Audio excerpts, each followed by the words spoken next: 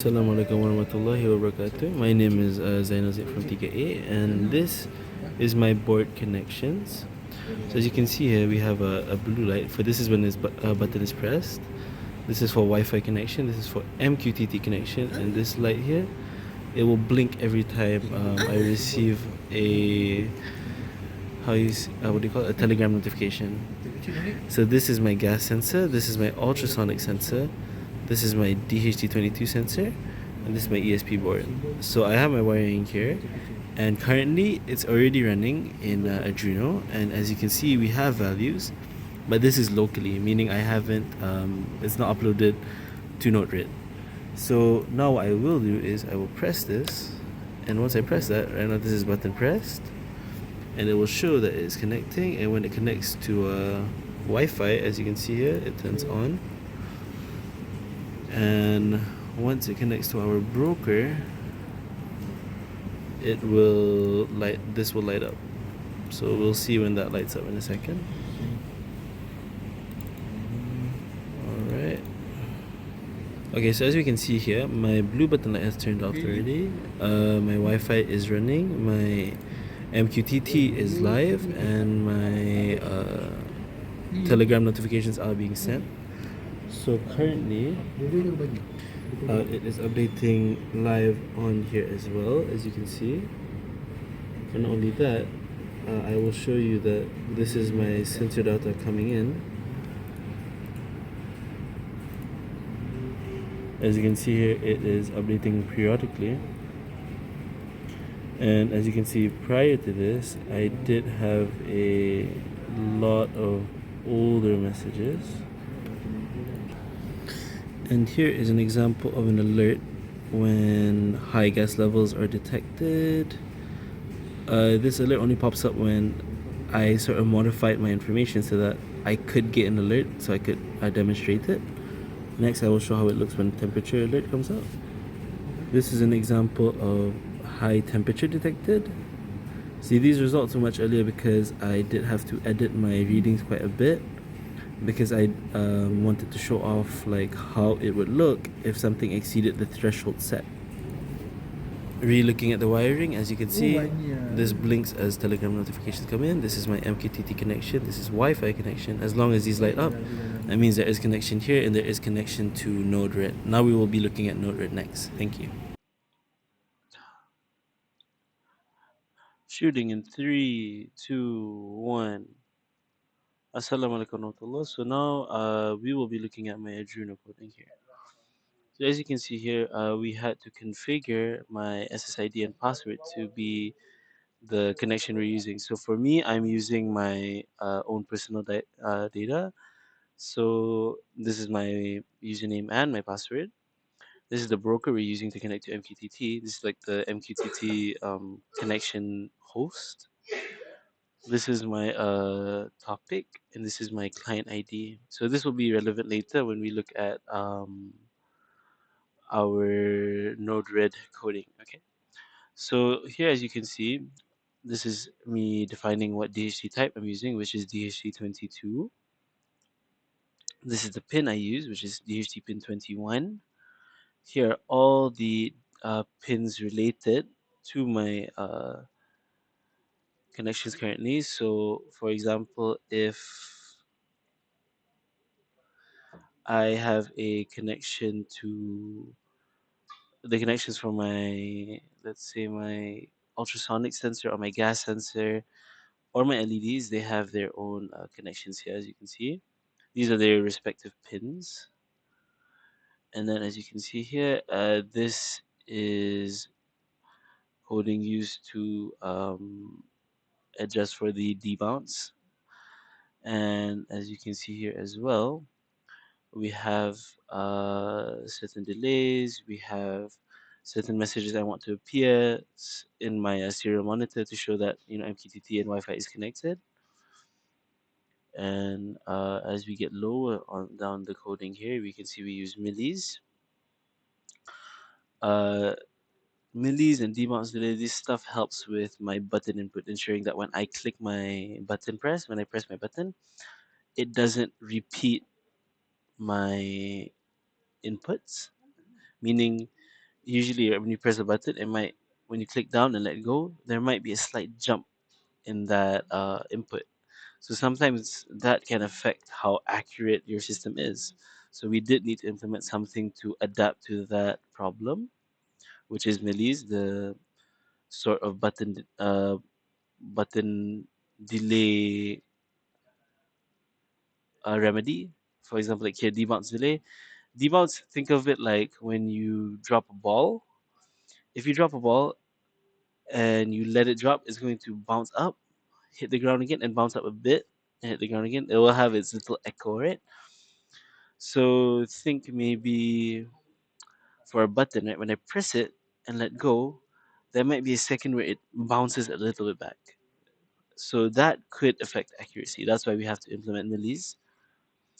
And I have implemented certain messages to pop up if certain sensors aren't working accurately. As you can see, your data is moving very smoothly, so there is no there's no error messages.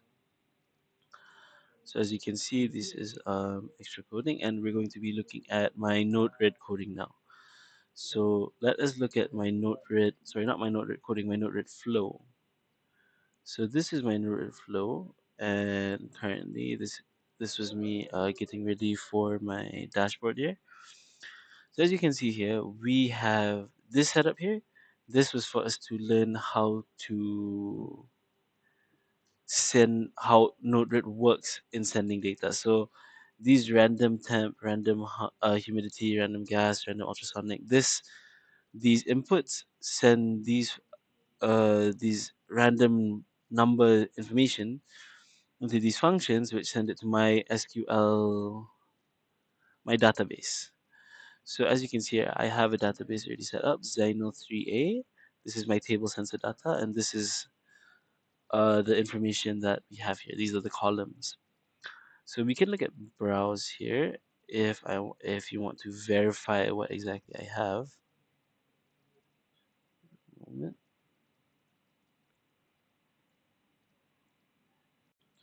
Ready, three, two, one.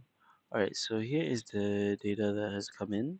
Thus far, as you can see, it dates back quite a bit since we've been doing this assignment for a while. So we have older data here, and as we get higher in number, we get more recent data. So what this data is for, this is for my database, meaning my sensors are updating live, and that information does enter my database. So before, with these random humidity, random temp, and all this, when I press inject it sends a random value. But for my assignment with the board I set up and everything, as you can see here, it is based on this. This is for Telegram notifications, which I showed you already. So this is my coding for temperature alert, and there is also coding for gas alert. So this function here, this is to insert live data from my actual sensors into my database, which is what I just showed you a second ago. These debugs are just to help me figure out what's wrong. For example, troubleshooting and all that, we need debugs. Some of them I closed in case my debug screen got a bit too full. So as you can see here next, this is my dashboard. So this dashboard also updates live with information as it comes in from my database. So meaning, let's say I have temperature data and all that, it will update live on my dashboard. So let's take a look at my dashboard next. So as you can see here, this is our live data, and it will update periodically. So currently, this is the latest data that I have. I have turned off my Wi-Fi, but my previous connection before this stays the same, meaning the last bit of data sent will be what this reads. So as you can see here, this is all the data that my sensors collected, and if my Wi-Fi connection was live now, which I will show in a second, it would update periodically. So as you can see here, for distance, when there's nothing, no input, it will stay zero. Okay. All right. Live dashboard reading, three, two, one. Oh, not yet. Okay, live dashboard reading, three, two, one. Okay, so here's an example of my live data being transmitted. So this is my temperature sensor. So this might not fluctuate much due to the fact that sometimes it's very minuscule. See, this went from 21.9 to 22. The range is limited depending on the environment. This is my humidity sensor. So this one also kind of fluctuates based on environment, but it can be manipulated a bit. So, for example, if I just blew my breath on it and a bit more humid than normal, so it will rise.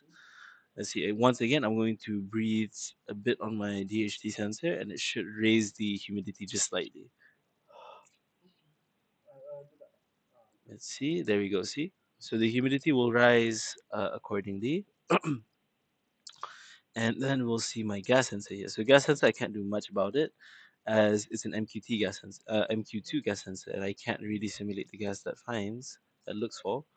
But as you can see here, it's in a good safe range. And for my distance, as you can see, it will fluctuate roughly. I'm putting my hand here, so now it's about 2 cm. If I remove my hand and put something else, it was about 9 cm, 5 cm. It will fluctuate depending on what is placed in front of it. As you can see here, it works on echo, sort of like echolocation. So it will send out a pulse, and when that pulse comes back, it will be based on some sort of formula. So usually it's based on duration. And let's say, like right now, I'm putting my hand really close. If I put my hand really close, as you can see, the measurement is much smaller. It's about 3 cm.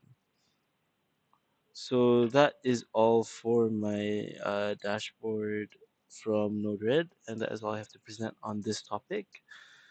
For my troubleshooting and all, I do use this debug station here with all this information. So that is all from me. Terima kasih. Assalamualaikum warahmatullahi wabarakatuh.